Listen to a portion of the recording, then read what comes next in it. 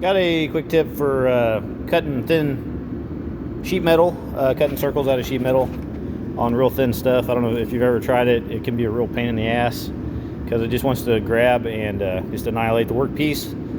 The biggest thing I want to say is it's all about supporting the back side of the workpiece, because obviously, like right here, it just wants to flex. You can see it won't go through, and then once you do that, if you do go through it and get down to the hole saw, then it's just going to grab and rip it out of your hands. So what you need to do is get you a board and put behind it like this.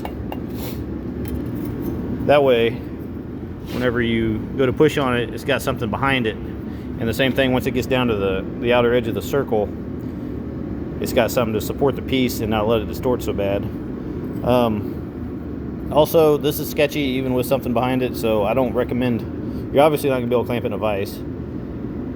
And I don't recommend holding with your hand, because that thin stuff will cut the hell out of you if it gets a hold of you. So I grab it with a pair of pliers, hold it like that, and you still need to be ready to basically destroy the workpiece, because it's still going to happen once in a while. But I'm going to try to cut one here for you.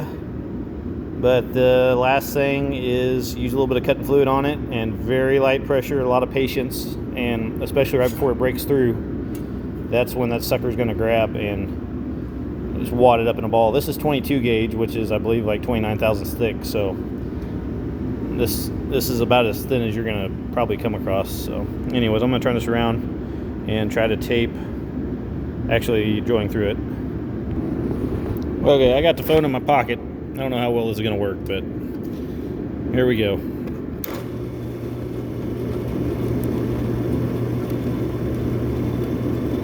It doesn't take much to get the drill bit through it. Just finding a spot back in the board where it was. And this is where you got to start to pay attention. Like I said, I got a hold of it with a pair of pliers. Not a super tight grip, because it's better to just let it go and get away from it.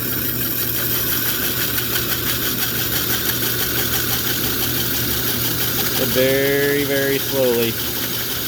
Once it gets a circle cut, it'll kind of start to hold itself a little bit better than the drill bit does.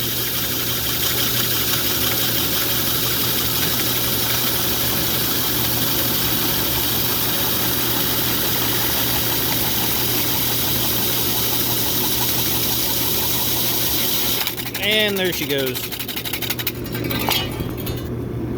Alright, workpiece wasn't ruined, so add her again. Like I said, just let her go if she goes. It'd be easier if I didn't trying to film this, but it is what it is.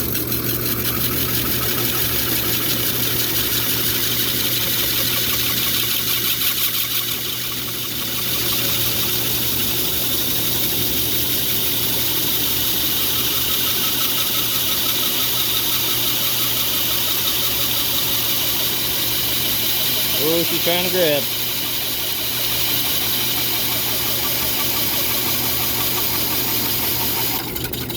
There she goes again.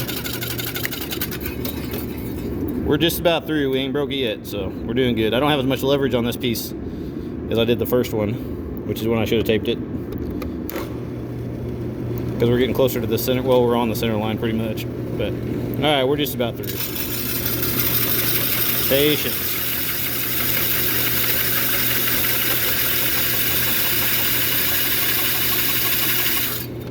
I really think it needs a little more oil.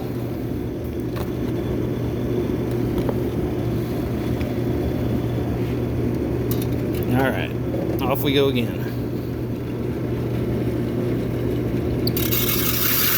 We're through about 2/3 of it.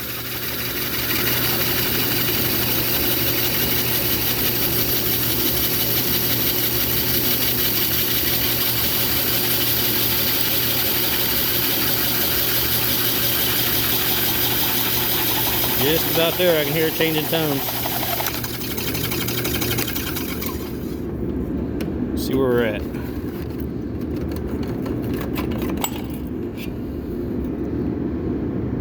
Not quite. Not far off. Went a lot better on the first one.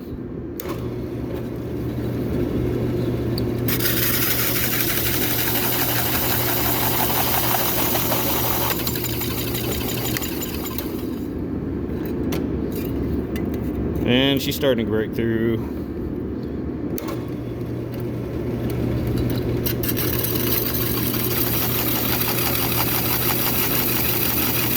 Try to be super nice to it here.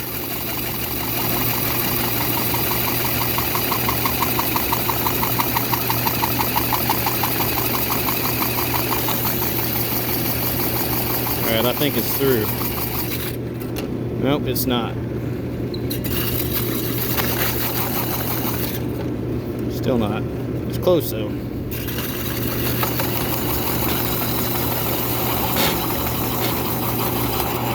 There she goes. Alright, success. Didn't ruin it. Alright, you can really feel it when it starts to try to grab and take it out of your hand, but it's still almost impossible to stop it from happening.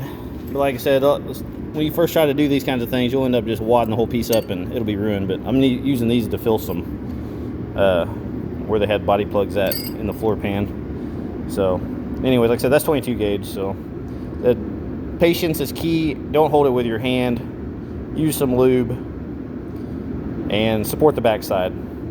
Thank you.